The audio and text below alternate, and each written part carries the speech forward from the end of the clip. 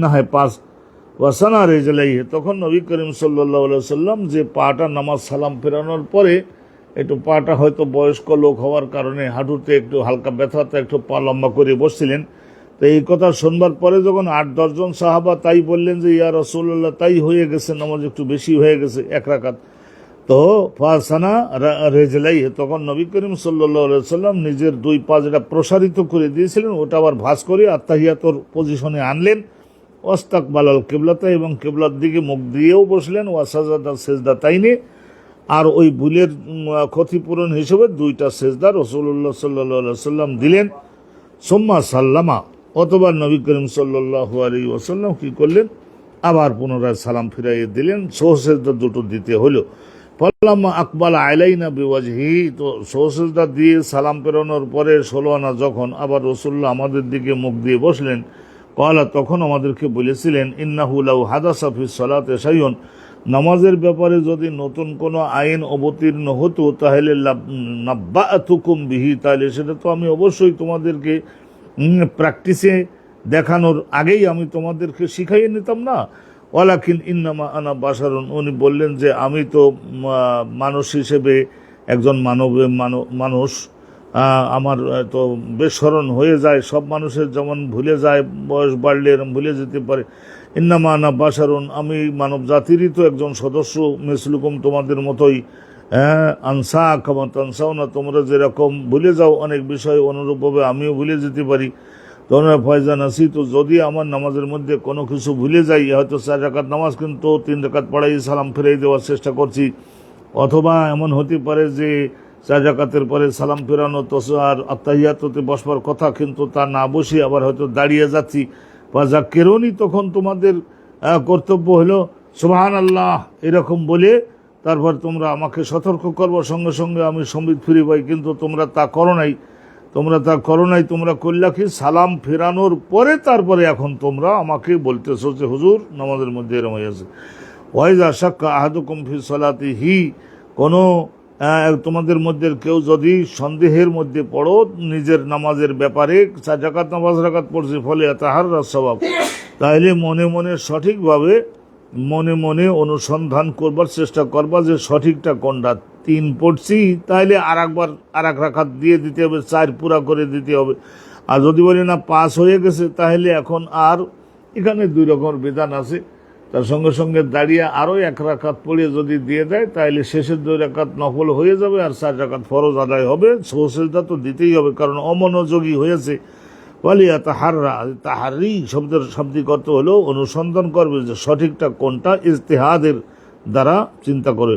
ওয়ালিউতিম্মা আলাইহি, তারপরে নামাজটা পরিপূর্ণ করবার জন্য সে চেষ্টা করবে। সুম্মা লিউসাল্লিম, তারপরে সালাম ফেরাবে। সুম্মা ইয়াসুজু সিজদাতাইন, অমনোযোগ হওয়ার কারণে আলহামদুলিল্লাহ 2 সেজদা দেবে, সেজদায়ে সহ এরকমভাবে 2টা দিবে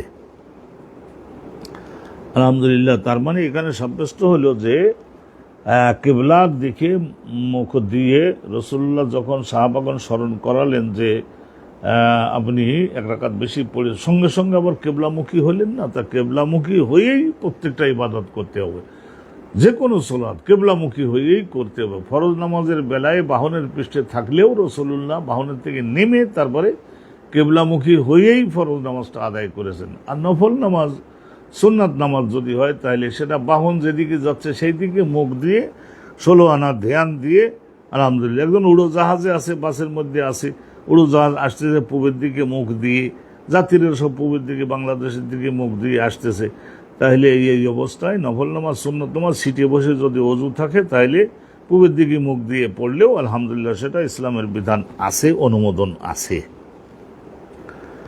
আলহামদুলিল্লাহ, সাল্লাতু ওয়াসসালামু আলা রাসূলিল্লাহ। এই অনুষ্ঠানটা এখানে শেষ হলো। এরপরে নতুন যে বাবটা শুরু হচ্ছে সেইটা একটু মনোযোগ দিচ্ছি আমরা। বাবুন মা জাআ ফি আল কিবলা ওয়া মান লাম ইয়ারা আল ইআদাতা আলা মান সাহা ফাসাল্লা ইলা গায়রিল কিবলাতি ওয়া ক্বাদ সাল্লামা নবী সাল্লাল্লাহু আলাইহি ওয়াসাল্লাম ফি রাকাতাই যুহর ওয়া আকবালা আলা নাস বিওয়াজহি সুম্মা আতাম্মা মা বাকিয়া। এটা হেডিংটা আগে শুনে বুঝে নিচ্ছি, তারপরে হাদিসখানা আমরা শুনবো। আলহামদুলিল্লাহি রাব্বিল আলামিন। বাবুন মাজালার দিকে মুখ দিয়ে নামাজ পড়তে হবে এ সম্পর্কে ইসলামের কি বিধান এসেছে সেইটা আমরা জেনে নিচ্ছি। বিধান কি? কেবলামুখী হওয়া ফরজ। ফরজ নামাজ আদায়ের জন্য কেবলামুখী হওয়া ফরজ। একজন ব্যক্তি যদি ভুলে সে গবেষণা করেছিল কিন্তু পাশে এসে সতর্ক সাবধান করে দেওয়ার জন্য কোনো যোগ্য লোক পায় নাই, রাস্তার মধ্যে নামাজ পড়তেছে, দেখা গেল যে 10 মিনিটের মাথায় একজন লোক আসলো, সে বলছে ভাইজান আপনি তো উত্তর দিকে ফিরে নামাজ পড়তেছেন, আপনি কেবলা হলো পশ্চিম দিকে এলো, আরও আপনি বাঁয়ে ঘুরে দাঁড়ান। তো সঙ্গে সঙ্গে সে বলে দিলে ঘুরে দাঁড়াবে, আর ওই ডান পাশের দিকে যে নামাজটা পড়েছে 2 রাকাত ওটা আবার নতুন করে দোহরানো লাগবে না, ওটা শুদ্ধ থাকবে। বাবুন মাজা আফিয়াল কেবলা, কেবলার দিকে মুখ দিয়ে নামাজ পড়তে হবে, এটার গুরুত্ব সম্পর্কে কোরআন হাদিসের কি আইন বিধান এসেছে। অমান লাম ইয়ারা আল ইয়াদাতা আলামান সাহা, একজন ব্যক্তি যদি সহ তো হলো বেসরণ বশত মনে করুন উত্তর দিকে ফিরে মুখ দিয়ে নামাজ পড়েছে, অনুরূপভাবে দক্ষিণ দিকে মুখ দিয়ে দাঁড়িয়ে নামাজ পড়েছে, এই ধরনের যদি হয় তাহলে যে 2 রাকাত নামাজ আদায় করেছে, হয়তো 2 রাকাতের মাথায় গিয়ে একজন সাবধান করে দিল তো সঙ্গে সঙ্গে ঘুরে দাঁড়ালো, কিন্তু আগের ওই 2 রাকাত শুদ্ধ থাকবে, আলহামদুলিল্লাহ, ওইটা আবার দ্বিতীয়বার পড়া লাগবে না। এটাই হলো ইসলামের আইন। তাহলে কি হলো, ভুল করে একদিকে মুখ দিয়ে দাঁড়িয়ে নামাজ পড়লো, ফাসাল্লা ইলা গায়রিল কিবলাতে, তাহলে কি হলো যে ভুলে গেল কেবলা কোন দিকে, সেই বিষয়টা ভুলে গেছে, কিন্তু এর পরে আলহামদুলিল্লাহ ওই যে গায়রে কেবলার দিকে ফিরে নামাজ পড়েছে, 2 রাকাত 3 রাকাত পড়ে ফেলেছে, তো শুদ্ধ আছে। অকাদ সাল্লামান নবী সাল্লাল্লাহু আলাইহি ওয়াসাল্লাম, নবী করিম সাল্লাল্লাহু আলাইহি ওয়াসাল্লাম একবার এই ধরনের সহ হয়েছিল, কেবলাও সহ হয়েছিল, আর কয় রাকাত পড়েছেন সেইটাও সহ হলো। অকাদ সাল্লামান নবী, নবী করিম সাল্লাল্লাহু আলাইহি ওয়াসাল্লাম সালাম ফিরাইয়ে দিয়েছিলেন ফি রাকাতায়ে জোহর নামাজ আদায় করবার সময়ে 2 রাকাত আদায় করবার পরে সালাম ফিরাইয়ে দিয়েছিলেন একবার রাসূলুল্লাহ বেখেয়ালে। ও আকবালা আলা নাসি বিওয়াজহি, এবং নামাজ শেষ হয়ে গেছে মনে করে তিনি মুসল্লিগণের দিকে মুখ ফিরাইয়ে বসেও ছিলেন। তারপরে যখন আবার সাহাবাগণ স্মরণ করলেন যে ইয়া রাসূলুল্লাহ, আপনি হয়তো আল্লাহর বিষয়ে এত গভীরভাবে চিন্তামগ্ন ছিলেন যে 2 রাকাতকে 4 রাকাত মনে করে নিয়েছেন, আসলে নামাজ হয়েছে 2 রাকাত। হুজুর ইয়া রাসূলুল্লাহ, আমরা তো মদিনাতে আছি, নিজেদের গ্রামে আছি, তাইলে গ্রামে থাকা অবস্থায় তো আর কসরের নামাজ না, তাহলে আপনি এই কথা শুনবার সঙ্গে সঙ্গে রাসূলুল্লাহ আবার দাঁড়াই গিয়ে বাকি 2 রাকাত আদায় করে দিলেন। তাহলে ও আকবালা আলা নাসি বিওয়াজহি সুম্মা আতাম্মা মা বাকিয়া, 2 রাকাত যেটা বাকি ছিল সঙ্গে সঙ্গে দাঁড়িয়ে সেই 2 রাকাতও পড়িয়ে দিলেন সাহাবাগণ যখন ওনাকে স্মরণ করালেন।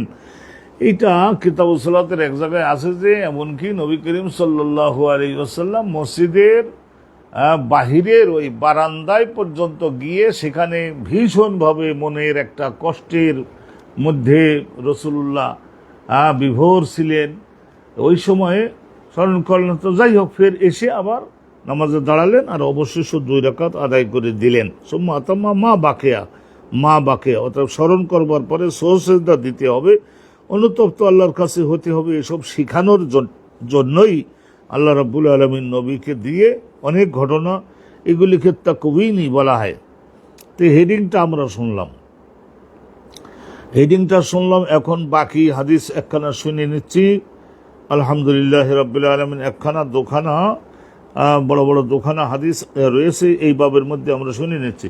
হাদাসনা আমর ইবনে আউন ক্বালা হাদাসনা হুসাইমুন আন হুসাইম, আর ইমাম বুখারী হুজুরের উস্তাদ হলো আমর ইবনে আউন, তার শিক্ষক হুসাইম, তার শিক্ষক হুমায়দ, তার শিক্ষক হলেন হযরত আনাস বিন মালিক। ক্বালা আনাস বিন মালিক বলেছেন যে ক্বালা ওমর, হযরত ওমর বলছিলেন যে ওয়াফাকতু রব্বি ফি সালাসিন, 3টা বিষয়ে আমি আল্লাহ পাক রব্বুল আলামিন, আমি এমন একটা নিজে ব্রেন খাটিয়ে এমন একটা বক্তব্য উত্থাপন করছিলাম, পরবর্তীতে দেখা গেল যে আল্লাহর পক্ষ থেকে যে আয়াত নাজিল হলো সেই আয়াতের মর্মের সঙ্গে আমার ওই পূর্বে দেওয়া বক্তব্যটা হুবহু মিল খেয়ে গেছে। ওয়াফাকতু রব্বি, হযরত ওমর আদবের সঙ্গে বলছেন যে আমি মুওয়াফাকাত করতে পারছি আমার রবের সঙ্গে, আমি এমন একটা বক্তব্য বলেছি, পরে আল্লাহ রাব্বুল আলামিনের পক্ষ থেকে যে চূড়ান্ত ওহী নাজিল হলো সেই ওহীর বক্তব্য এর সঙ্গে হুবহু মিলে গেল, আমার 7 দিন আগে দেওয়া একটা কথা।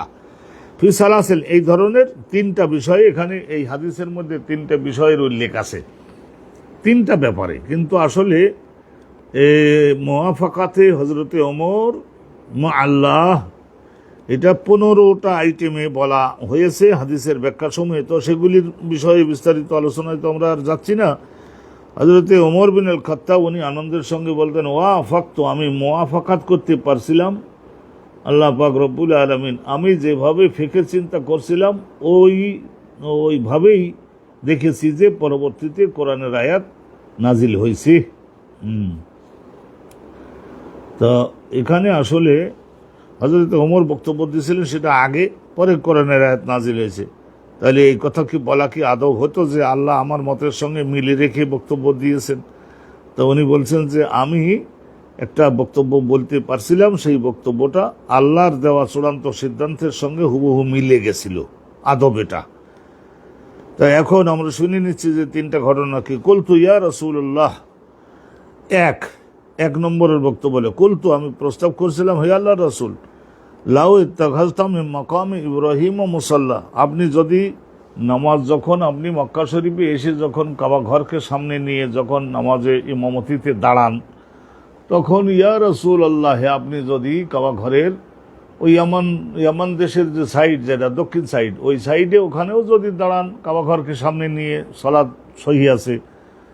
আর যদি হাজরে আসাদ পাথরের ওই জমজম কূপ যে সাইডে, ওই সাইডেও যদি দাঁড়ান, আমার সহি আছে। অনুরূপভাবে এরপরের ওই যে উত্তর সাইডে, ওইটা যদি ইরাকের সাইডে রকনে ইরাকি যেটা বলে, ওখানেও যদি দাঁড়ান, নামাজ শুদ্ধ আছে। তারপরেও যদি জেদ্দার ওইদিকে পিঠ দিয়ে যদি নামাজে দাঁড়ান, নামাজ শুদ্ধ আছে আলহামদুলিল্লাহ। কেবলার দিকে ওখানে দাঁড়ানো, 4ভাবেই শুদ্ধ আছে। কিন্তু আপনি যদি দয়া করে যেখানে ওই হযরত ইব্রাহিম পয়গম্বরের পায়ের ছাপযুক্ত, হযরত ইব্রাহিম পয়গম্বরের পায়ের ছাপযুক্ত যে পাথরটা স্থাপিত আছে, ওটা হলো ওই কাবা ঘরের দরজা, আর একটু ডাইন হাতে ইব্রাহিম পয়গম্বরের পায়ের ছাপযুক্ত পাথরটা স্থাপিত মাকামে ইব্রাহিম যেটা, তাইলে কাবা ঘরের দরজা আর মাকামে ইব্রাহিম, আর হলো আর একটা হচ্ছে কি, এই যে রোকনে হাজার যেটা পাথরটা, কালো পাথরটা স্থাপিত হয়েছে যেখানে, এই একটা, আর একটু পেছনে গেলেই জমজম কূপ। তো এই 4টা খোদার কুদরতি নিদর্শন সেখানে আছে। ইয়া রাসূলুল্লাহ, মাকামে ইব্রাহিমের এই জায়গায় যদি আপনি যায় নামাজ পাতেন, মুসাল্লা যদি বানান, তাইলে হুজুর বেশি ভালো হয়। এইটা বলছিলেন কি জন্য, যে এই সাইডটায় বেশি রহমত যে আছে তা বোঝা যায়, কারণ কাবা ঘরের পূব সাইডে সেই সময় কাবা ঘরের 2টা দরজা ছিল। তো একটা দরজা তো নিশ্চয়ই এই সাইডে, পূবের সাইডে, বাবুন শারকি বলা হয়। তাইলে বাবুন শারকি আল্লাহর রহমতের এই দরজা, আর দরজার গোড়ায় যেটা মুলতাজাম, ওই জায়গায় মুখ লাগিয়ে বান্দারা সবাই আল্লাহর কাছে আকুতি জানায়, মুলতাজাম। আর ওই রকনে হাজরে আসাদ পাথরটা ওই জায়গায় বাম পাশে, আর এরপরে মুলতাজাম, আর এই দরজা, তারপরে মাকামে ইব্রাহিম, তারপরে ওই জায়গায় কি এরপরে পাওয়া যাচ্ছে আবার ওই যে জমজম কূপটা। তাহলে বোঝা যায় যে এই জায়গাটায় রহমতের ভান্ডার। এখানে যদি আপনি দাঁড়ান, তাহলে প্রত্যেকটা সিনিয়র আলেম ওলামা যারা আপনার পেছনে দাঁড়াবে, সিনিয়র সাহাবা যারা, তারা আপনার পেছনে দাঁড়াবে। আর আমি একদিন আগে আপনাদের জানাইছিলাম যে হযরত ইব্রাহিম পয়গম্বরের পায়ের ছাপ যখনই দেখবে, তো ইব্রাহিম পয়গম্বর স্মৃতিতে জাগ্রত হবে, আর ওনার যে ত্যাগ ও আত্মত্যাগ ও কোরবানি, সেগুলি জাগ্রত হবে, মুসলমান ইমানের দিক দিয়ে দীপ্তিমান হয়ে উঠতে পারে। সেই হিসেবে ওয়ালা ওমর বিনুল খাত্তাব বলছেন, ওয়াফাকতু রব্বি ফি সালাসিন, 3টা গুরুত্বপূর্ণ বিষয়ে আল্লাহ রাব্বুল আলামিনের বক্তব্যের সঙ্গে আমার চিন্তা গবেষণা করে দেওয়া বক্তব্য মিলে গেছিল।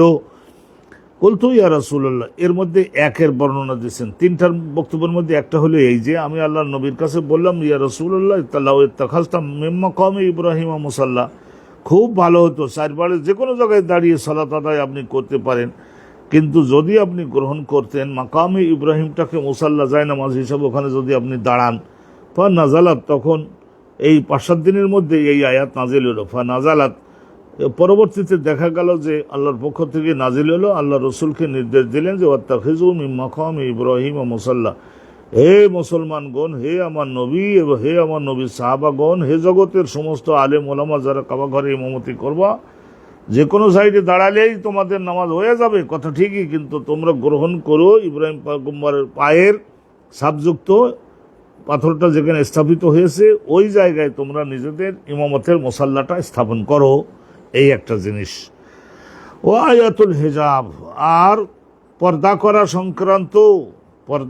সংক্রান্ত আয়াত, এইটা কুলতু ইয়া রাসূলুল্লাহ। এখানেও আমি 5-10 দিন আগে বা মাসখানেক আগে আল্লাহ নবীর কাছে একটা প্রস্তাব উঠাইছিলাম, ইয়া রাসূলুল্লাহ, আমরা তো মক্কা থেকে মদিনাতে আসছি, এমটি হ্যান্ড আমরা আসছি, মজলুম অবস্থায় আসছি। তো এখানে আসবার পরে আমাদের এই দেশীয় আনসারি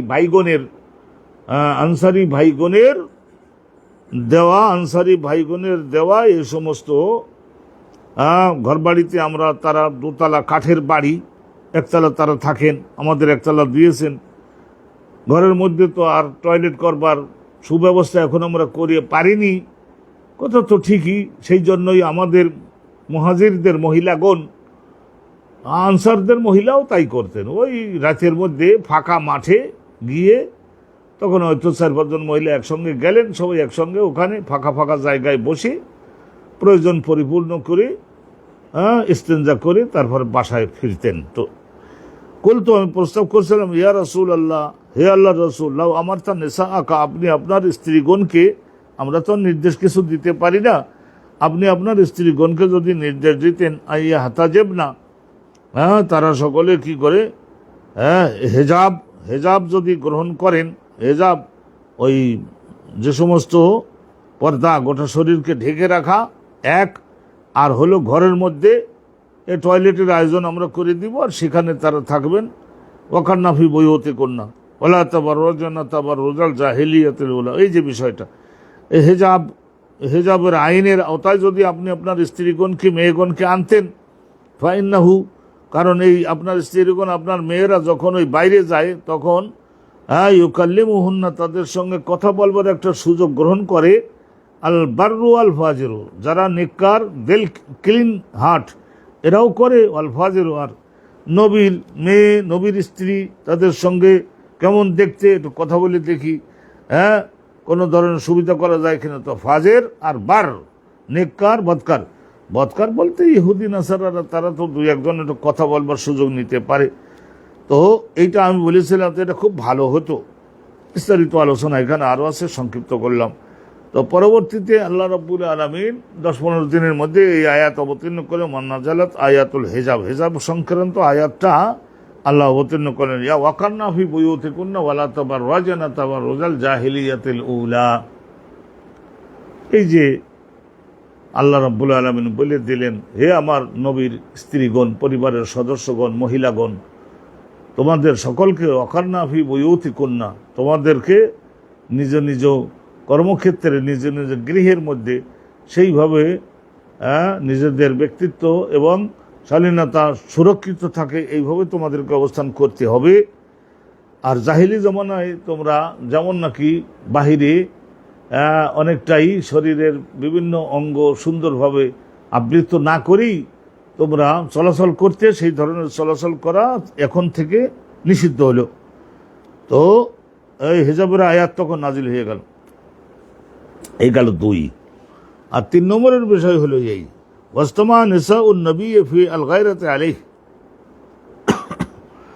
রাসূলুল্লাহ সাল্লাল্লাহু আলাইহি ওয়াসাল্লামের মদিনাতে যাওয়ার পরে 8 জন স্ত্রী ছিলেন। 8 জন স্ত্রীর মধ্যে হযরত সাফিয়া বিনতে হুয়াই, উনি তো নিজের দিনটাকে আম্মাজান হযরতে আয়েশা সিদ্দিকার জন্য ডোনেশন করছিলেন।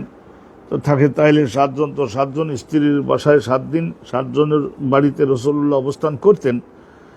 তো যখন রাসূলুল্লাহ জগতের মহাসম্রাটে পরিণত হলেন, তখন নবী পাকের স্ত্রীগণ তাদের আসলে আল্লাহর কোরআনের আয়াত নাজিল হবে, তো সেই জন্য একটা কারণ, একটা পটভূমি তো তৈরি করা দরকার। তো ওসব অনেক জিনিস আছে, তাকওয়িনি।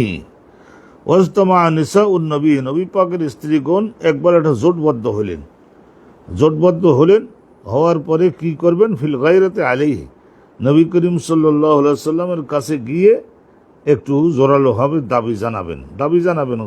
গায়রাত বলা হয়, হ্যাঁ, একটু হালকা মৃদু প্রতিবাদের মতোই। হ্যাঁ, এই যে গায়রাত শব্দটার এখানে অনুবাদ লেখা হয়েছে আল হামিয়াতু ওয়াল হামিয়াতু।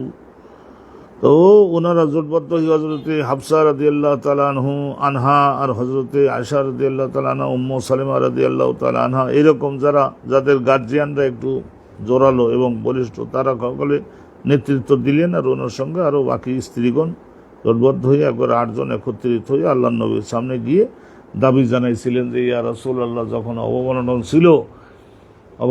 ছিল তখন তো আমরা না খেয়ে থেকেছি, অভাবের কারণে আমরা বুঝেছি, কিন্তু এখন তো আপনি পৃথিবীর সবচাইতে বড় সম্রাট, আর আপনার কদমের তলে তো লক্ষ লক্ষ মন সোনা, পাহাড় পর্বত সব আল্লাহ আপনার কদমের তলে দিয়েছেন।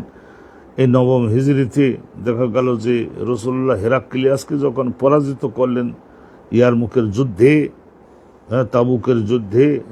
তাবুকের যুদ্ধে, তো তখন আলহামদুলিল্লাহ, তো এখন তো আমাদের জন্য একটু খাওয়া, আমাদের জন্য একটু কাপড় চোপড়, আমাদের জন্য একটু সুযোগ সুবিধা, এটা তো নিষিদ্ধ না, একটু সুন্দর করে বৃদ্ধি করে দেয়া যায় কিনা, এইসব নিয়ে যখন দাবি জানাইছিলেন, ওই সময় রাসূলুল্লাহ সাল্লাল্লাহু আলাইহি ওয়াসাল্লাম তাদেরকে শাসনে আনবার জন্য এই কয়েকজন মেয়ে লোকের কাপড় চোপড় আর তাদের খাদ্য, তাদের সুযোগ সুবিধা, খাট পালঙ্গ আর সোনো পাউডার, এই সমস্ত বেশি বেশি পরিমাণে দেওয়া একবার শুরু হয়ে গেলে চাহিদার কোনো কিন্তু শেষ নাই।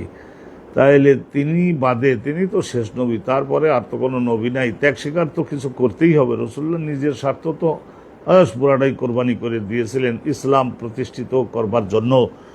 তো ফাকুলতু, তো এই যখন দাবি জানাইছিলেন, কোরআনের আয়াত নাজিল হওয়ার আগেই আমার মেয়ে যেহেতু আছে হাফসা, তা হাফসাও এরকম দল পাকাইয়ে গেছে কেন রাসূলুল্লাহর কাছে, ফাকুলতু লাহুন্না, তো আমি তাদের কাছে গিয়ে ওই নিজের মেয়ে থাকার কারণে ওই বলিয়ান হয়ে যে আমার মেয়েও তো ওই দলের মধ্যে একজন আছে, তো তাদের সকলকে উদ্দেশ্য করে আমি বলেছিলাম যে আমরা খুবই এই ভয়ে ভীত হচ্ছি যে রব্বুহু, রাসূলুল্লাহর রব মানে আল্লাহ রাব্বুল আলামিন, ইন তাল্লাকাকুন্না, রসুল যদি তোমাদের এই পীড়াপিড়ির কারণে, সাফাসাফির কারণে তোমাদের সকলকে যদি বলেন যে ঠিক আছে, যেখানে বেশি খাদ্য পাও, যেখানে কাপড় পাও, যেখানে সুযোগ সুবিধা বেশি পাও, আমি তোমাদের সকলকে ফ্রি করে দিচ্ছি, তাহলে তোমরা সেখানে গিয়ে নতুন করে আবার আত্মীয়তা করো, এরকম যদি বলে ফেলেন তাহলে তখন করবা কি? হ্যাঁ, তো অতএব তোমরা এই সমস্ত দাবি দাবা নিয়ে দল পাকাপাকি করো না।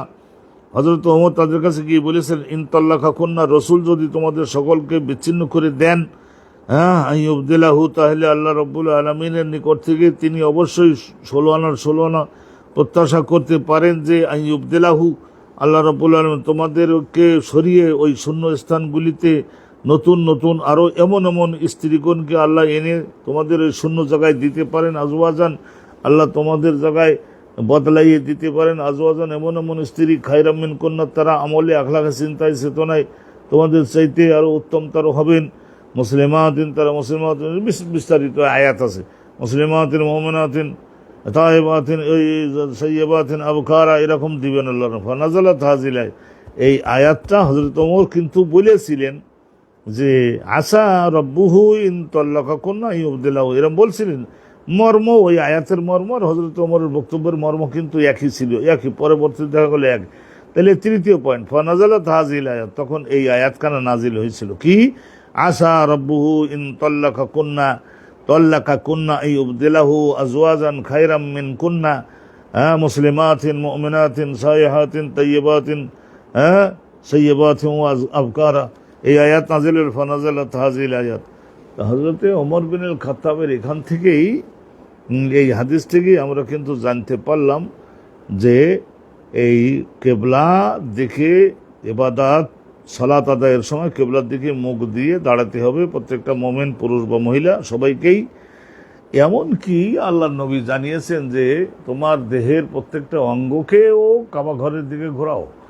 এই জন্য কিতাবের মধ্যে, হাদিসের মধ্যে আছে যে পায়ের দুইটা গোড়ালি আর সামনের দুইটা আঙ্গুল, ওই ডান পা বাম পা দুইটার বুড়ো আঙ্গুল, এই দুইটার মাঝখানে ততটুকু দূরত্ব থাকবে যতটুকু দুই গোড়ালির মধ্যে, তাহলে এই অবস্থায় যদি কেবলামুখী হয়, আর যখন বসবেন তখন একটা পাতা তো এইভাবে স্থাপন করে দেবেন, তার উপরে আমরা যে বসে থাকি ওইটা তো বসলাম, কিন্তু আর একখানা পা যেখানে সেইটা এইভাবে যখন আমরা খাড়া করে রাখবো তখন কি করতে হবে, ওই ডান পায়ের 5টা আঙ্গুলকে বাজ করে কাবা ঘরের দিকে ঘুরাইয়ে দেওয়ার আইন। এতটুকু প্রত্যেকটা অঙ্গকে যদি কেবলামুখী করে দেন তাহলে আল্লাহ পাক রব্বুল আলামিন দয়া করে আশা করা যায় দিল এবং চিন্তা সবগুলোকে 16 আনা আল্লাহমুখী করে দিবেন।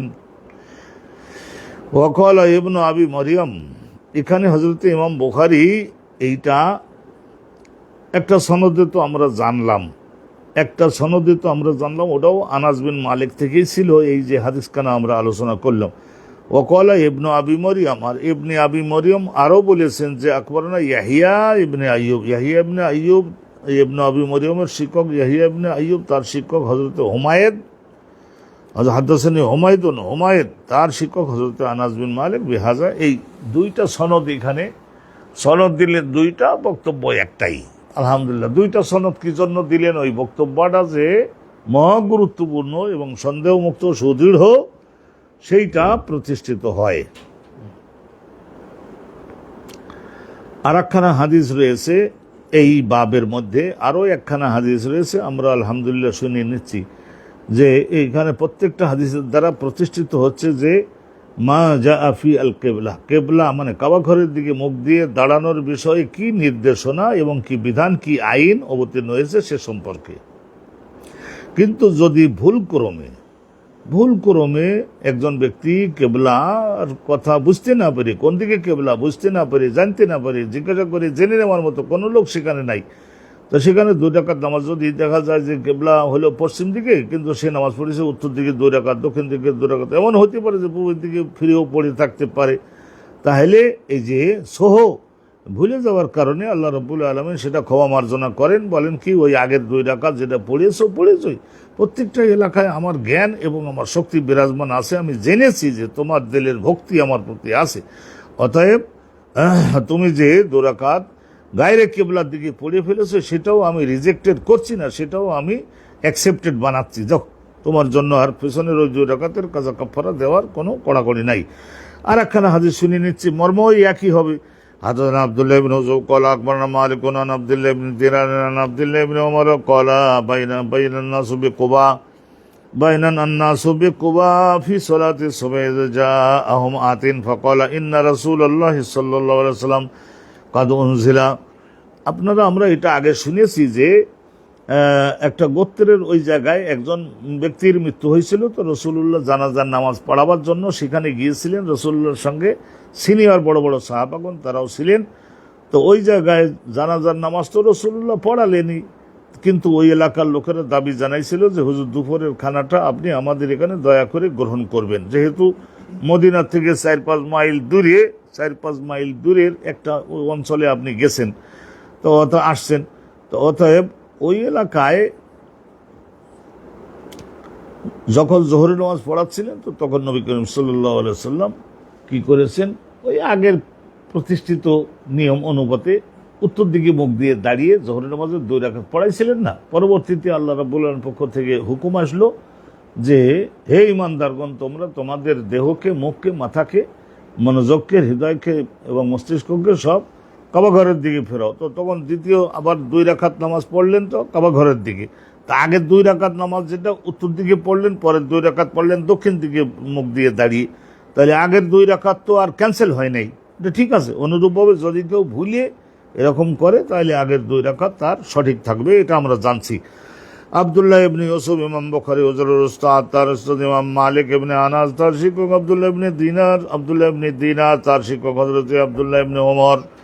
ক্বালা বাইনানা নাসু বিকুবা, হযরত নবী করিম সাল্লাল্লাহু আলাইহি ওয়াসাল্লাম, আব্দুল্লাহ ইবনে ওমর বলছেন বাইনান নাসু বিকুবা, হযরত নবী করিম সাল্লাল্লাহু আলাইহি ওয়াসাল্লাম বাইনান আন-নাসু বিকুবা, নবী করিম সাল্লাল্লাহু আলাইহি ওয়াসাল্লাম তিনি কিছু সংখ্যক মুসল্লি সহকারে এই কুবা অঞ্চলে ছিলেন, কুবা অঞ্চলে বাইনান আন-নাসু বিকুবা, তো ওই জায়গায় কুবা এলাকায় ছিলেন। ফি সলাতে সুবহ, সলাতুস সুবহে সবেহের নামাজ মানে ফজরের নামাজ। এই যে যা আহম আতিন, ওই কোবা গ্রামে একদল লোক নামাজ পড়তেছে, কিন্তু আগের নিয়ম অনুপাতে ওই উত্তর দিকে মুখ দিয়ে দাঁড়িয়ে বাইতুল মুকাদ্দাসের দিকে ফজরের নামাজ ওনারা পড়তেছিলেন। এই যে যা আহম আতিন, এই যে যা আহম আতিন, তো ওনাদের ওই উত্তর দিকে মুখ দিয়ে দাঁড়িয়ে নামাজ পড়া অবস্থায় একজন ব্যক্তি ওখানে আগমন করলেন। ফাকালা, এসে তারপরে জানালেন, ইন্না রাসূলুল্লাহ কাদ উনজিলা আলাইহি লাইলাতা কোরআন, আসে জানালেন যে আল্লাহ রসুলের উপরে কোরআনের নতুন আইন নাজিল হয়েছে। আল্লাহ এই গেল রাতে কোরআন নাজিল হয়েছে, কোরআনের হুকুম নাজিল হয়েছে। ওয়াকাদ উমিরা, ওই আয়াতের মাধ্যমে রসুলকে নির্দেশ দেওয়া হয়েছে ইস্তাকবালাল কিবলাতা, যাতে নামাজ আদায়ের সময় কাবা ঘর মক্কার দিকে, ওই কাবা ঘরের দিকে মুখ দিয়ে দাঁড়ান। ফাস্তাকবিলুহা, তখন ওই সাহাবী বললেন যে ফাস্তাকবিলুহা অথবা ফাস্তাকবালুহা। তো এই খবর শুনে একজন মাত্র সাহাবা তিনি খবর দিলেন, কিন্তু এত দৃঢ়তার সঙ্গে খবরটা দিলেন যে সঙ্গে সঙ্গে ওই মসজিদের ইমাম সহ মুসল্লি সহ সকলেই ওই ফজরের নামাজের যতটুকুই অবশিষ্ট ছিল সঙ্গে সঙ্গে ঘুরে গিয়ে প্রথম কাতার সকলের, দ্বিতীয় কাতার, ওইভাবে কাতার পরিবর্তন করে করে সকলে কাবা ঘরের দিকে মুখ দিয়ে দাঁড়ালেন। এখানে আমরা জানতে পারলাম যে ওই এই মসজিদের মুসল্লিগণের কাছে সংবাদটা পৌঁছেছিল, ওই স্থানের ওই মসজিদের মুসল্লিগণের কাছে সংবাদটা পৌঁছেছিল ফজরের নামাজে।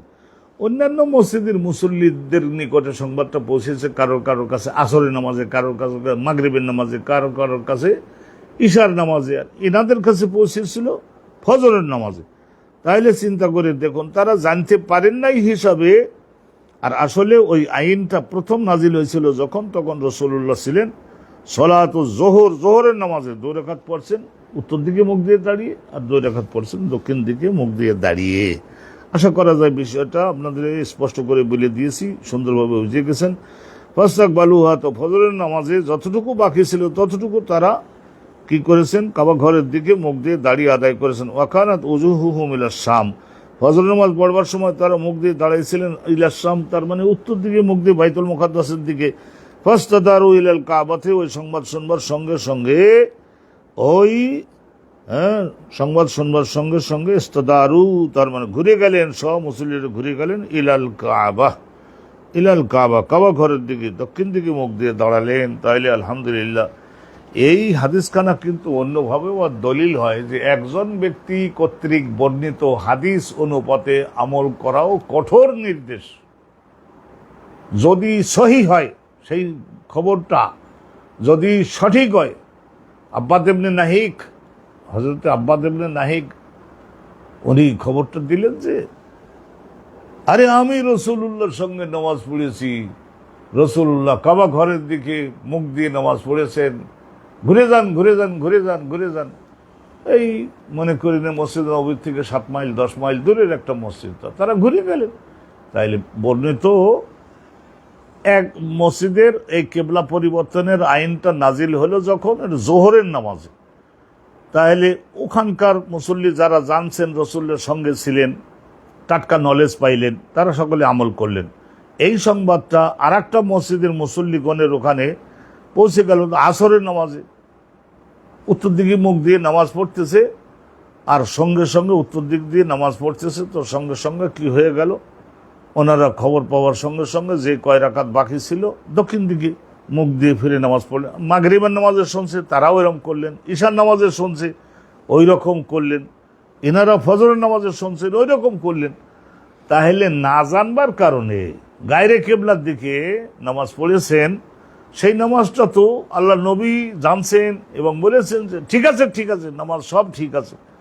আল্লাহ রাব্বুল আলামিনের শক্তি এবং আল্লাহর জ্ঞান, আল্লাহর দেখা এবং আল্লাহর ইলম, তোমাদের ইখলাস এবং ভক্তি কতটুকু কার, সেটা আল্লাহ পাক রব্বুল আলামিন দেখেছেন।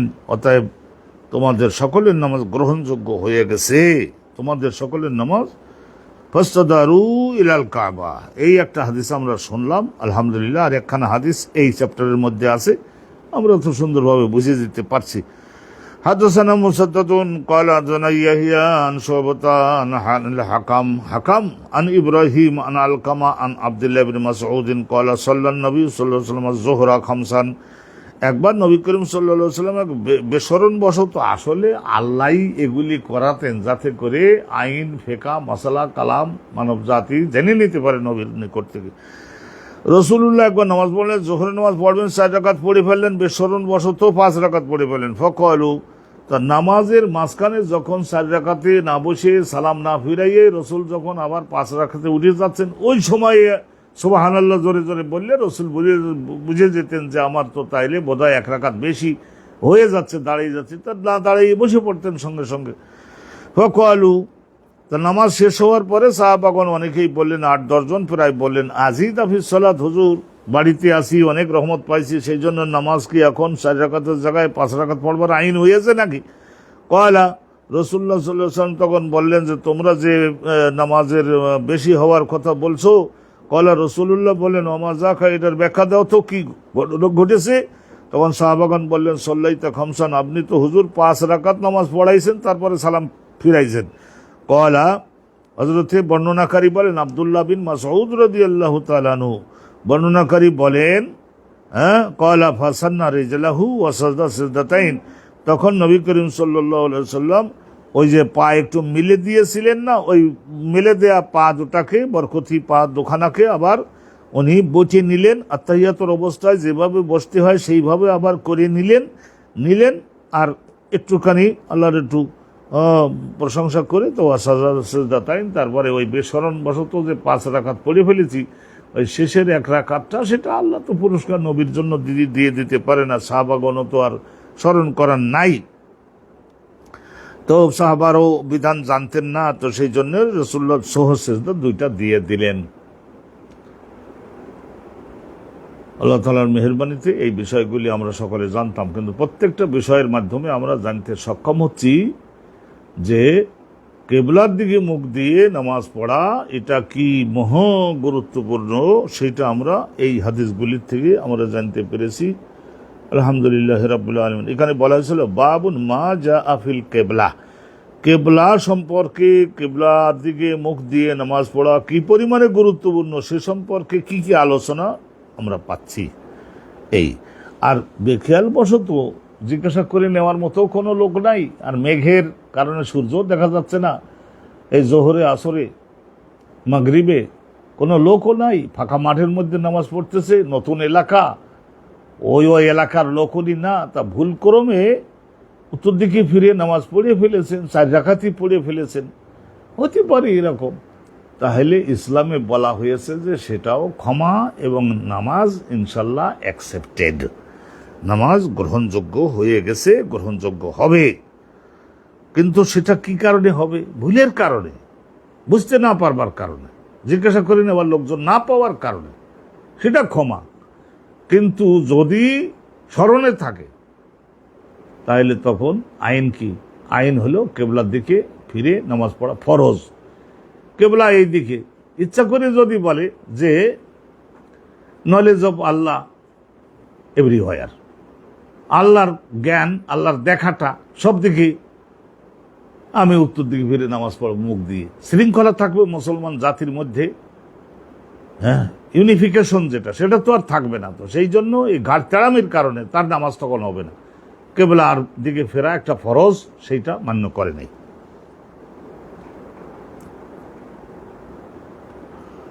এখন নতুন আর একখানা বাব আমরা শুরু করছি, মনোযোগ দেবেন। বাবু হাক্কেল বোঝা কিবিলিয়াতে মিনাল মসজিদে,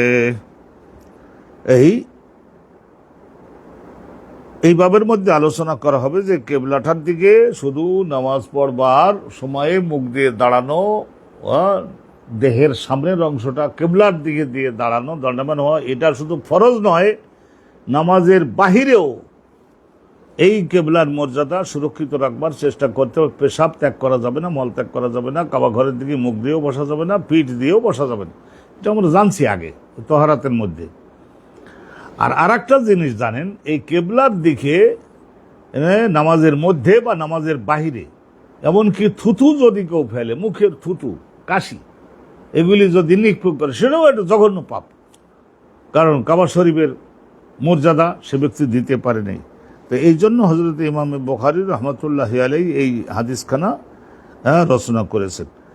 বাবু হাক্কেল বোজাকে বিলিয়াদ মিনাল মসজিদে, মসজিদের দেয়ালে, মসজিদের দেয়ালে, মসজিদের গায়ে, মসজিদের দেওয়ালে, ভালো করে ধরেন, মসজিদের দেয়ালের উপরে বা মসজিদের দেওয়ালের ভিতরে অথবা বাহিরে কেউ যদি এই বোজাক, বোজাক মুখের মধ্য থেকে, বোজাক যে সমস্ত অনেক সময় থাকে না গালের মধ্যে একটু পানি জমাট বেঁধে যায়, সেটা একটু বের হলো পরিমাণে বেশি, সেইটা রুচিতে হলো না গিলে ফেলবার, সেটা থোড়া আমরা নিক্ষেপ করি না, তা সেই নিক্ষেপটা করলেন আপনি, তা এটা মসজিদের দেয়ালে, মসজিদের দেয়ালে, মসজিদের ভিতরের দেয়ালে অথবা মসজিদের যে দেয়ালটা ওর উপরে গিয়ে পড়লো বা ভিতরে লেগে থাকলো দেওয়ালের ভিতরে বা বাহিরে, কেন মসজিদের মধ্যে, তাহলে এই ধরনের যদি কোনো ব্যক্তি ভুল করে বসে, বোজাক, বোজাক বলা হয়, মুখের জমাট কাশি, এইটা টাকরার এখানে জমে থাকে, সেটা বের করে এনে মসজিদের দেওয়ালের মধ্যে লাগিয়ে দিয়েছে, তাহলে এখন আইন কি? আইন হলো হাক্কুন, হাক্কুন মানে ডলে ঘষে সেখানে কাপড় থাকুক, ইট পাথর থাকুক, হাতের কিছু যদি না পাওয়া যায় তাহলে আঙ্গুলের মাথা দিয়ে ওখান থেকে ওইটা উঠাই খুঁচে ফেলে দিয়ে তারপরে মসজিদের দেওয়ালটাকে এই ধরনের কাশিমুক্ত করতে হবে। হাক্কুন, হাক্কুন শব্দটা ডলা এবং ঘষা, ডলে ঘষে ওখান থেকে বোজাকটাকে উঠেই ফেলতে হবে হাতের সাহায্যে, মিনাল মসজিদে, মসজিদের দেওয়ালে যদি এই ধরনের লাগাই দিয়ে থাকে। করবে কেটা? ওই লোকই করবে। আর যদি তার ঘাড় তেড়ামি থাকে তাহলে সে আর একজনকে 100 টাকা দিয়ে তার দ্বারাও করাবে, ধুয়ে দেবে, তার সেখানে আতর দেবে, যতটুকু অপমান করছিল ততটুকু আবার সম্মান বৃদ্ধির জন্য চেষ্টা করবে। দেখুন একটা হাদিস শোনেন তাহলে বুঝে যাবেন। হাদাসানা কোতাইবা কাল হাদাসানা ইসমাইল ইবনে জাফর, ইমাম বুখারী হুজুরের শিক্ষক হলেন কোতাইবা, তার শিক্ষক ইসমাইল ইবনে জাফর, তার শিক্ষক হুমায়দ, তার শিক্ষক আনাস বিন মালিক। আন্নান নবী সাল্লাল্লাহু আলাইহি ওয়াসাল্লাম রাআ, নিশ্চয় নবী করিম সাল্লাল্লাহু আলাইহি ওয়াসাল্লাম একবার একটা মহল্লার পাশ দিয়ে যাচ্ছিলেন, একটা মসজিদের পাশ দিয়ে অতিক্রম করলেন। রাআ তো রাসূলুল্লাহর চোখ, রাসূলুল্লাহ সাল্লাল্লাহু আলাইহি ওয়াসাল্লাম তখন দেখতে পেলেন যে নোখামাতান, অনেক সময় মানুষের বুকের মধ্যে কাশি জমে থাকে, তো সেই কাশি খুব জোরে সজোরে বাতাসের সাহায্যে টেনে বের করে আমরা ফেলির চেষ্টা করি না, তো ওই যে মা ইয়াখরুজু মিনাস সদরে, বুকের মধ্যে কাশি জমেছিল, সেইটা কাশির মাধ্যমে বের করে তারপর নিক্ষেপ করেছে। আর করেছে আবার কেবলা, কেবলা মানে নিজের মুসল্লি নামাজ পড়তে দাঁড়িয়েছে, অতএব সামনে যদি নামাজের মধ্যে থাকা অবস্থায় নিক্ষেপ করে তো নিশ্চয় পশ্চিম দিকে নিক্ষেপ করেছে, পশ্চিম দিকে, আর পশ্চিম দিকের দেয়ালের উপরে গিয়ে পড়েছে। সেই জিনিসটা বাহিরে হয়তো ফেলেছিল কিন্তু বাইরে গিয়ে পড়ে নাই, নিজের সম্মুখের ওই মসজিদের পশ্চিম দেয়ালের মধ্যে গিয়ে গেঁথে গেল, যুক্ত হয়ে গেল। আর এটা হলো একেবারে বক্ষের মধ্য থেকে জমাট কাশি। এইটা রাসূলুল্লাহ দেখলেন, আহা, আল্লাহর ঘরের সঙ্গে এই ধরনের অরুচিকর আচরণ। ফাশাক্কা যালিকা আলাইহি, এই ঘটনাটা রাসূলুল্লাহর জন্য একটু অসহ্যজনক হয়ে দাঁড়ালো, সহ্য করতে পারতেছিলেন না, পছন্দ করতে পারতেছিলেন না, মেনে নিতে পারতেছিলেন না। হাত্তা রুইয়া ফি ওয়াজহিহি, আর এই অপছন্দ করবার আলামতটা রাসূলুল্লাহর মুখমণ্ডলে এবং চেহারার মধ্যে ক্রোধের একটা অপছন্দের ভাবটা সুস্পষ্টভাবে প্রকাশিত হলো, উদ্ভাসিত হলো। দেখা গেল যে রাসূলুল্লাহ খুবই অপছন্দ করেছেন, জিনিসটা ঘৃণা করেছেন। আল্লাহর ঘর, কোরআন শরীফ আর মসজিদ, কাবা ঘর, এই সমস্ত জায়গা, একজনের গায়ে যদি এই ধরনের কাশি থুতুটা জমাট কাশি থুতুটা ফেলতো তাহলে পাল্টা সে চড় থাবড় লাগিয়ে দিত না? তাইলে এই ধরনের নিশ্চয়ই এটাকে আমাদের সামাজিকভাবে অরুচিকর একটা অভদ্র আচরণ হিসেবে ধরা হয় না? তাইলে এটা আল্লাহর ঘরের সঙ্গে কীভাবে করা যেতে পারে? ফা কমা ফা হাক্কাহু বিসাদির বিয়াদিহি, নবী করিম সাল্লাল্লাহু আলাইহি ওয়াসাল্লাম ওরা দেখলেন, বসেছিলেন, তারপরে আবার নিজে উঠলেন। ফা হাক্কাহু বিয়াদিহি, তখন হাতের মধ্যে একটা কাঠি এবং লাঠি বা একটা পাথরের খণ্ড নিয়ে তারপর নিজের হাতে হাক্কা মানে ডলে ঘষে ওই জায়গা থেকে ময়লাটা উঠেই তারপরে ফেলে দিলেন। এখানে কয়েক রকমের হাদিস আছে। নবী করিম সাল্লাল্লাহু আলাইহি ওয়াসাল্লাম ওই একই ইমাম সাহেব এরম করছিল, জিজ্ঞাসা করলেন কে করেছে আজম আল্লাহর ঘর মসজিদের সঙ্গে? তো বলছে হুজুর আমাদের ইমাম সাহেব এরকম করে ফেলেছিলেন, উনি হয়তো মনে করেছিলেন যে বাইরে গিয়ে পড়বে, কিন্তু পড়ে নাই, দেওয়ালে লেগে রয়েছে। তা দেওয়ালে লেগে রয়েছে হয়তো তারা সেটা পরিষ্কার করে নাই কেন? তোমাদের ইমাম সাহেবের বলো তার ওই রকম ইমামের আমার দরকার নাই, মসজিদে ইমামতি নাই। এরপর কান্দাকাটি করতে শুরু করলো, বাড়িতে যে কাঁদতে লাগলো। ওনার স্ত্রী বললেন যে কান্দো কেন? হ্যাঁ হ্যাঁ করে। তো বলছে যে আমার তো চাকরি নাই, ইমামতি নাই, এটা ক্যান্সেল করে রসুল্লাহ স্বয়ং। আচ্ছা তাইলে আর ইমামতি তোমার দেবে কি? ভুল তো তুমি যেখান থেকে করছো সেখান থেকেই তো তোমাকে উঠতে হবে। তাইলে এই যে নিয়ে যাও ছুরি কাশি লোহার একটা যন্ত্র দিলেন, ওখান থেকে খুঁটিয়ে উঠাই ফেলো। তারপরে এই যে আতর নিয়ে যাও, সেই আতর আবার সেখানে লাগিয়ে দাও। অরুচি তৈরি করছো, আবার সেখানে রুচি তৈরি করো। তাহলে যেখান থেকে পড়েছো সেখান থেকেই তো তোমাকে উঠতে হবে, হাঁটতে হবে। তো তখন বললেন যে ভালো অ্যাডভাইজার তুমি। স্ত্রীর অ্যাডভাইস শুনিয়ে তাহলে আবার আসলেন ওই জায়গায়। তো এই জন্যে বলা হয়ে থাকে না যে প্রয়োজনীয় সংখ্যক মহিলাকে অ্যাডভাইজার মিনিস্টার বানানো যায়, সচিব বানানো যায়, মহিলা সংক্রান্ত বিষয়গুলি যদি হয়ে থাকে করা যায়। তো ওই সাহাবে ওখানে এসে আবার সুন্দর করে পাথর টাথর খুঁচিয়ে কেটে ওখান থেকে ময়লার একেবারে সর্বশেষ চিহ্নটা দূর করে দিয়ে পাথর আর ওই আথর ঢেলে দিয়ে সুন্দর করে আবার বাড়িতে গিয়ে কান্দাকাটি তবুও করলেন। রসুল্লাহ আবার ব্যাক করে যাওয়ার সময় জিজ্ঞাসা করলেন যে মান ফাআলা হাজা, এটাও আবার কেটা করলো, শাসন মানছে কিনা দেখে। তো ভাই হুজুর ওই আগে যে ভুল করে ফেলেছিল আমাদের ইমাম সাহেব, উনিই শুদ্ধ হয়েছেন আবার। তো 8-10 জন মুসল্লি দেখলেন যে বেচারা চাকরিচ্যুত হয়েছে। রসুল্লাহ বললেন যে আচ্ছা ঠিক আছে, চাকরিতে তাকে পুনর্বহাল করা হলো, যাও ইমাম সাহেবকে নামাজ পড়াতে বলো, যেহেতু শাসনের কারণে সংশোধন হয়ে গেছে। তো নবী করিম সাল্লাল্লাহু হাত্তা রুইয়া ফি ওয়াজহিহি ফাকামা রাসূলুল্লাহ সাল্লাল্লাহু আলাইহি সাল্লাম দাঁড়ালেন। তারপরে একটা কাঠের সাহায্যে, পাথরের সাহায্যে কি করলেন, হাক্কা মানে খুঁচে খুঁচে ওই দেয়ালের থেকে ওই ময়লাটাকে সরিয়ে পেলেন। বেয়াদিহি, নিজের বরকতি হাতে, 2 হাতের দ্বারা। আল্লাহ নবী রহমাতুল্লিল আলামিন। এরপরে রসুল্লাহ একদিন মুসল্লিদের জানাই দিয়েছিলেন, হতে পারে মানব দেহ নামাজে দাঁড়ানোর পরে এই ধরনের হয়তো গলা দিয়ে বাক্যগুলা বের হচ্ছে না, কারণ সেখানে একটা জমাট কাশি জমে গেছে। আর যখন কাশি জোরে দিয়ে তারপর সেই জিনিসটা বের করবার চেষ্টা করেছে, বের হয়েছে, নামাজের মধ্যে কোথায় ফেলে। এখন সামনের দিকে, খবরদার সামনের দিকে, কেবলার দিকে এই ধরনের গলার এবং বক্ষের জমাট কাশি বের করে সেটা কাবা ঘরের দিকে ফেলতে পারবে না। ফকল রসুল্লাহ বললেন, ইন্না আহাদাকুম, নিশ্চয় তোমাদের মধ্যে কোন একজন ব্যক্তি এজা কামা ফি সলাতিহি, সলাত আদায় করবার জন্য যদি দাঁড়িয়ে সলাত আদায় করতে শুরু করে, ফাইন্নাহু ইউনাজি রব্বাহু, তাইলে তাকে বুঝে নিতে হবে যে এখন সে কথোপকথন করছে, কথাবার্তা বলছে, সে নিজের স্বয়ং আল্লাহ পাক রব্বুল আলামিনের সঙ্গে কথা বলছে। আল্লাহ তার সামনে হাজির আছেন। আল্লাহ তার এই ঘাড়ের প্রধান শিরা, যেটা কথা বলবার সময় ফুলি ফুলি ওঠে, এই শিরা যত না তার নিকটবর্তী, তার চাইতে তার হৃদয় এবং মস্তিষ্কের নিকটবর্তী না আল্লাহ। তা আল্লাহর সামনে দাঁড়িয়ে দাঁড়িয়ে তো কথাবার্তা বলতেছে, এরম বলছিলেন রসুল। ফাইন্নাহু ইউনাজি রব্বাহু, আও অথবা এই বাক্য বলেছে, ইন্না রব্বাহু বাইনাহু ওয়া বাইনাল কিবলাতে, তার আর তার এই সামনের এই যে সেজদা দেওয়ার জায়গাটা, এই দুইয়ের মাঝখানে তো তার আল্লাহ স্বয়ং প্রেজেন্ট আছেন। তো অতএব আল্লাহ রাব্বুল আলামিন তো সেখানে উপস্থিত আছেন। তাহলে পশ্চিম দিকে সে এই বক্ষের থেকে জমাট কাশি বের করে সে আল্লাহর দিকে কি করে নিক্ষেপ করলো। ফালা ইয়াবজুকান্না, রাসূলুল্লাহ আইন দিলেন, ফালা ইয়াবজুকান্না, এই থুথু কাশি জমাট হোক, পাতলা হোক, পানির হোক, এটা নিক্ষেপ জন্য তোমাদের মধ্যে কেউ না করো। আহাদুকুম, তোমাদের মধ্যে কেউ কেবালা কেবলাতিহি, নিজের এই সম্মুখের দিকে, সেখানে আল্লাহ আছেন। ওয়ালাকিন আনি ইয়াসারিহি, আল্লাহ আছেন বলতে আল্লাহ পাক রব্বুল আলামিনের ইলম এবং তার ধারণা তো করতে হবে যে আল্লাহ রব্বুল আলামিনের এখানে আছেন, আমি তার সামনে দাঁড়িয়ে আল্লাহর সঙ্গে কথা বলতেছি।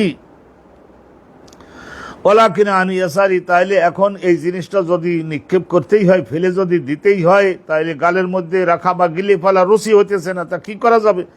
তাইলে বাম পাশের দিকে একটু মুখ ঘোরাইয়ে একটু ফেলে দিবে। সেখানে যদি হাজারো মুসল্লি থাকে, ওখানে কি করে ফেলবে?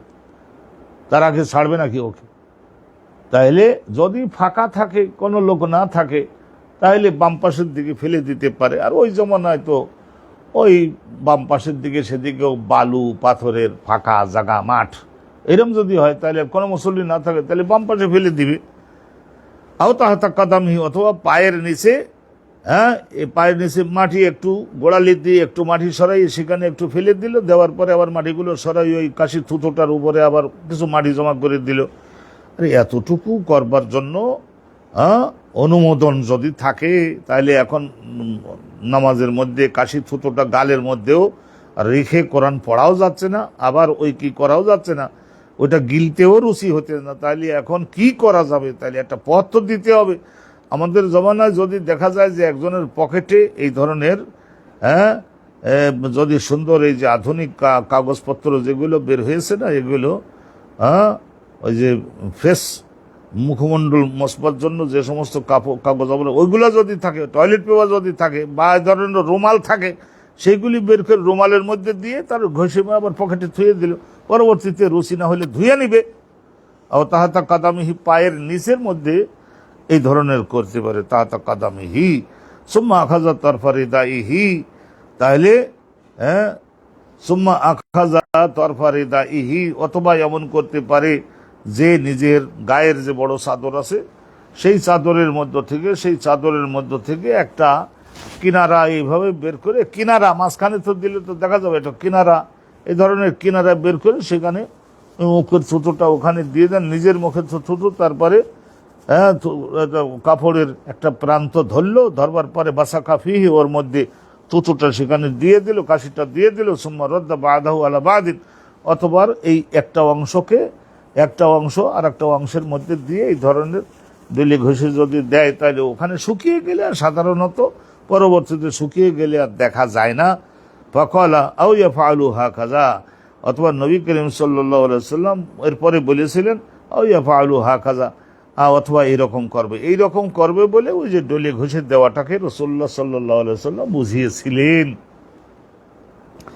তবুও কেবলার সম্মান বজায় রাখতে হবে, পশ্চিম দিকে থুতু কাশি পর্যন্ত ফেলতে পারবে না, এটা তো আমরা জানছি। এর সঙ্গে ছোট্ট ছোট ওই একই মর্ম বহনকারী হাদিস আরও আছে, তো ওইটাও আমরা শুনে নিচ্ছি। হাদাথানা আব্দুল্লাহ ইবনে ইউসুফ ক্বালা আখবারানা মালিকুন আন নাফিইন আন আব্দুল্লাহ ইবনে আন্না রাসূলুল্লাহ রাআ বুসাকান, ওই যে হাদিস ওইখানে রাসূলুল্লাহ একবার দেখলেন যে মিনাল ফাম, যে গালের মধ্য থেকে যে জমাট কাশিটা থুতুটা বা পানিটা এইটা বের হয়ে তারপরে একজন মানুষ নিক্ষেপ করেছে কাবা ঘরের ওই সামনের দেওয়ালের উপরে, এবার পরিষ্কার দেখা যাচ্ছে, অরুচিকর একটা জিনিস করেছে। ফা হাক্কাহু, নবী করিম সাল্লাল্লাহু আলাইহি সাল্লাম একটা কাঠের খণ্ড বা পাথরের খণ্ড নিয়ে তারপর নবী করিম সাল্লাল্লাহু আলাইহি সাল্লাম ডলে ঘষে ওখান থেকে ওটা নিশ্চিহ্ন করে দিলেন। সুম্মা আকবালা আলান নাস, অথবা রাসূলুল্লাহ রাহমাতুল্লিল আলামিন আর যাতে এই ধরনের আচরণ কেউ না করে সেই জন্য মুসল্লিগণকে সামনে নিয়ে দাঁড়িয়ে তিনি বলেছিলেন, ফাকালা ইযা কানা আহাদুকুম ইউসাল্লি, তোমাদের মধ্যে কেহ যদি সালাত আদায়ে করতেই লাগো আর পড়তে পড়তে হঠাৎ দেখা গেল জমাট কাশির একটা খণ্ড টাগরার এখানে এসে আটকে গেল, কিন্তু সেটা ফেলতে তো হবে।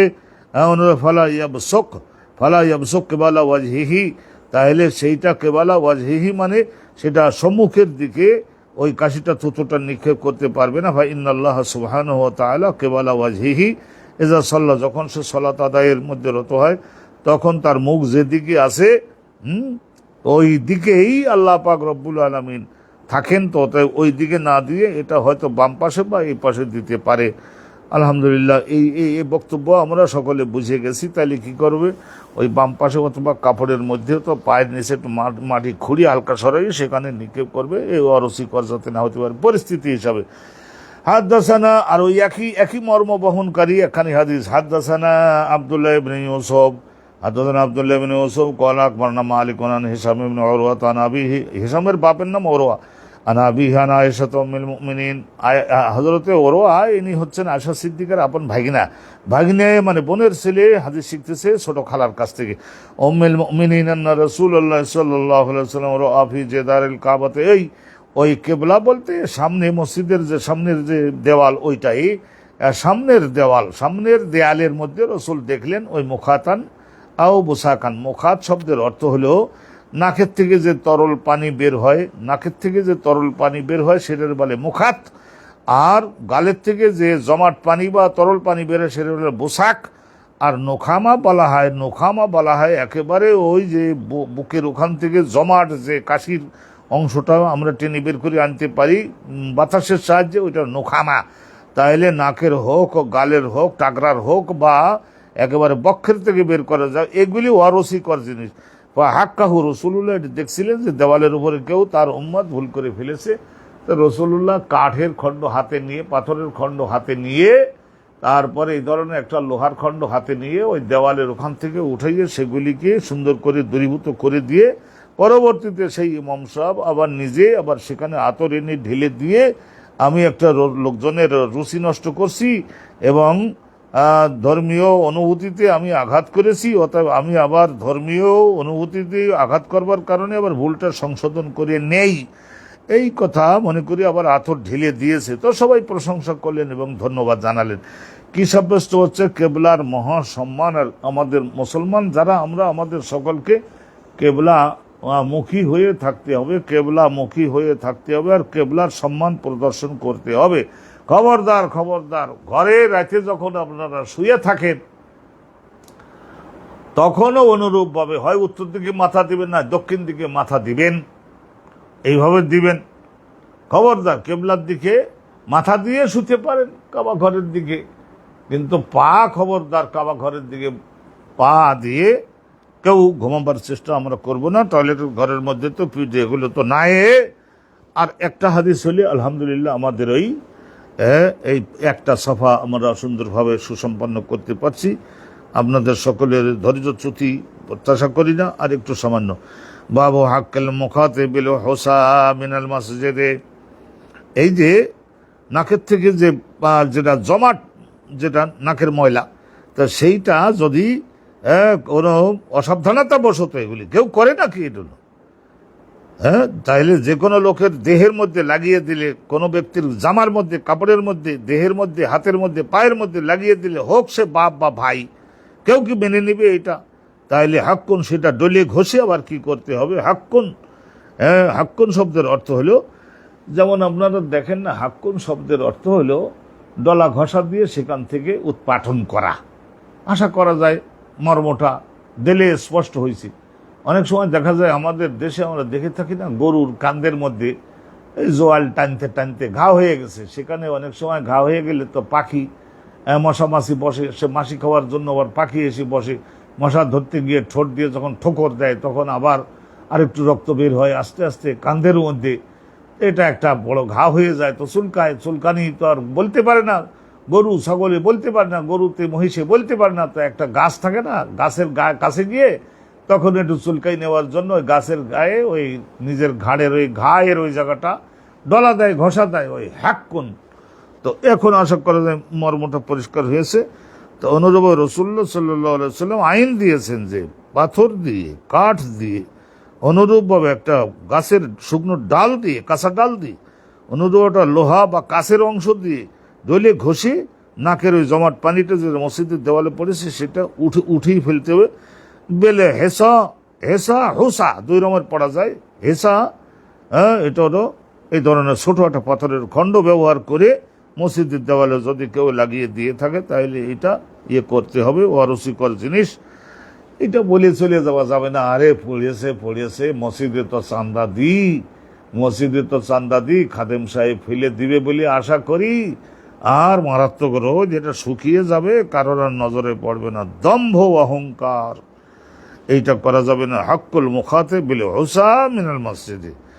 অকল আব্দুল্লাহ ইবনে আব্বাস বলেছেন, ইন ওয়াতে আলা কাজার রাতাব ফাগসিলহু, উনি এবার বলতেন যে আব্দুল্লাহ ইবনে আব্বাস একটা মশলা দিন, ইন ওয়াতে আলা কাজার, মানুষের মল মানে মুরগির পায়খানা, হাঁসের পায়খানা, মানুষের পায়খানা, বাচ্চার হতে পারে, ছেলে মেয়েদের পায়খানা, সেইটা পায়ের মধ্যে কোনো মোজা নাই, জুতা নাই, আপনি তার উপরে অসাবধানতাবশত পা দিয়ে ফেলেছেন, রতাব, কিন্তু সেটা হলো ভিজা এবং তরল, তা নিশ্চয় পায়ের মধ্যে লেগেছে। এখন আপনাকে কি করতে হবে? এই পায়ের মধ্যে তো ওই তরল এবং নরম পায়খানাটা মানব মলটা লেগেছে, তাহলে ফাগসেলু, উনি বলছেন যে যতক্ষণ পর্যন্ত তুমি এই ময়লাটা ধুয়ে দূর না করবো ততক্ষণ তুমি ইবাদতে যোগদান করতে পারবে না। ওয়াইন কানা ইয়াবেসান, আর শুকনো যদি হয়ে থাকে, হাড় কাঠের মতো শুকনো হয়ে গেছে, যেমন এই যে ড্রাই কাউডাং আমরা অনেক সময় দেখা যায় পায়ের সঙ্গে লেগেছে, কিন্তু একেবারে মারাত্মক শুকনো হাড়ের মতো হাড়ের মতো কাঠের মতো শুকনো হয়ে গেছে। ওয়াইন কানা ইয়াবিসান ফাল্লাহ, উনি বলছেন যে তাহলে এই ধরনের শুকনো যদি এই ধরনের হয়ে থাকে, পা সঙ্গে যুক্ত হয়েছে কিন্তু পায়ের সঙ্গে কোনো স্পর্শ তো লাগবার কোনো সম্ভাবনাই না, ইয়ে হাড়ের মতো শক্ত হয়ে গেছে, তো 1 মাস আগে কেউ হয়তো ওইখানে নিক্ষেপ করেছিল, গভীর দৃষ্টিতে দেখা গেল যে মানব মলের একটা খণ্ড কিন্তু শুকনো, তাহলে আর ধৌত করা ফরজ হবে না। কিন্তু এটা যদি তরল হয় তাহলে কি করতে হবে, সেখানে যেমন নাকি ধুয়ে পরিষ্কার করতে হবে, বোঝানো হয় ইশারায়, যেটা আপনার গায়ে লাগলে যখন তরল হলে যদি ধুয়ে করে, তাহলে অনুরূপভাবে নাকের জমাট ময়লা, গালের জমাট ময়লা, আর বক্ষ থেকে বের হয়ে আসা জমাট ময়লা, ওইটা যদি মসজিদের দেওয়ালে কেউ ফেলে, তাহলে তাকে কি করতে হবে, ওটা ডলে ঘষে ওখান থেকে খুঁচে তুলে ফেলে তারপর সেখানে আতর দিয়ে মসজিদের ঘরের করবার চেষ্টা করতে হবে। ভালো করে শুনবেন, আমরা সঙ্গে বলে দিতেছি। আমি কলাদানা মুসা ইবনে ইসমাইল কলাদানা ইব্রাহিম ইবনে সাদ কলা আকবরনা ইবনে শিহাব বিন জোহরি আন হুমায়দ ইবনে আব্দুর রহমান আন্না আবা হুরায়রা ওয়া আবা সাঈদ আল খুদরি, আব্দুর রহমান, আবু সাঈদ আল খুদরি আর আবু হুরায়রা, এই দুইজনের ছাত্র হলেন কেডা, এই হুমায়দ ইবনে আব্দুর রহমান তাবিঈ। হাদ্দাসাহু, দুইজনেই ওনার কাছে বর্ণনা করেছেন, আন্না রাসূলুল্লাহ রাআ নুখামাতান, এই যে নবী করিম সাল্লাল্লাহু আলাইহি ওয়াসাল্লাম একবার দেখলেন যে একজন ব্যক্তির মারাত্মকভাবে ঠান্ডা লেগেছে, তো বুকের মধ্যে জমাট কাশি, বাতাসের চার্জে টেনে বের করে আইনি নিক্ষেপ করেছিল, কিন্তু বাইরে ফেলতে পারে নাই, মসজিদের দেওয়ালে জেগে পড়ে। ওই আগের হাদিস। ওয়া তানাওয়ালা হাসাতান, নবী করিম সাল্লাল্লাহু আলাইহি ওয়াসাল্লাম কি করলেন, ফাতানাওয়ালা রাসূলুল্লাহ নিজের হাতে কি করলেন, হাসাতান, একটা পাথরের খণ্ড নিলেন, জনগণকে শিখাবার জন্যই তিনি, হাত্তাহা, ওই যে আর একজনের ওই বক্ষের জমাট কাশিটা যেটা মসজিদের দেওয়ালে লেগেছিল, হাত্তা মানে ধসিয়ে দিলেন মানে ওখান থেকে উঠাইয়া সম্পূর্ণ রকমের সরিয়ে ফেললেন, এবং রাসূলুল্লাহ সাহাবাগণকে শিখাই দিলেন, ফাকালা ইজা তানাক্ষামা আহাদুকুম, তোমাদের মধ্যে যখন কেউই নোখামা মানে ওই বুকের জমাট কাশি যদি তানাক্ষামা, ওটা যদি বের হয়ে আসে তোমাদের কারোর গালে, ফালা ইয়াতানাক্ষামান্না, তাহলে তোমরা যেন ওইটা নিক্ষেপ না করো, কেবালা ওয়াজহিহি, নিজের এই নামাজ পড়তেছো ওইরকম সামনের মসজিদের সামনের দিকে, ওই জায়গায় আল্লাহ পাক রব্বুল আলামিন ফেরেশতাগণ রয়েছেন, ওয়ালা আন ইয়ামিনি, ডান পাশেও না, ওয়াল ইয়াবসুকা আন ইয়াসারিহি, তাহলে এটা থুতু হিসেবে, কাশি হিসেবে ফেলে দিতে পারে, আন ইয়াসারিহি, বাম পাশে কোনো যদি লোকজন না থাকে তাহলে তখন বাম পাশে হাজারো মুসল্লি, ওখানে ফেলে দেখুন তো বর্তমান যুগে মসজিদের মধ্যে এরকম বলে হাদিসে আছে বাম পাশে ফেলতে হবে, তোমার গায়ে লাগলো না লাগলো কি করবো, আর একজনের জামায় লাগলে, তাহলে ওই মসজিদের লোকজনের চড়থাবড় আপনার গায়ে ছাড়া আর কোনো জায়গায় কি পড়বে, এবং ধোলাই করে মসজিদের থেকে বের করে ছাড়বে তো আপনাকে। খবরদার, এটা বলা হচ্ছে ওই সময় ব্যক্তিগতভাবে নামাজ পড়তে হলে বাম পাশে কোনো লোকজন নাই, ফাঁকা বালু এবং পাথরের মাঠ, তাহলে ওই বাম পাশে নিক্ষেপ করবে। আও তাহাতা কাদামহি আল ইসরো, অথবা বাম পায়ের নিচে একটু গোড়ালি দিয়ে মাটিটা সরাইয়ে ওই জায়গায় কাশি থুতুটা সুন্দর করে ওই জায়গায় ফেলে দিয়ে তারপর আবার বালু চাপা দিবে, এবং ওই জায়গায় দাঁড়িয়ে নামাজ আলহামদুলিল্লাহ পড়বে। কারণ ওই জায়গাটা চেঞ্জ করবার দরকার নেই, কারণ ওটা ওই ধরনের নাপাকি নয়, কিন্তু অরুচিকর জিনিস।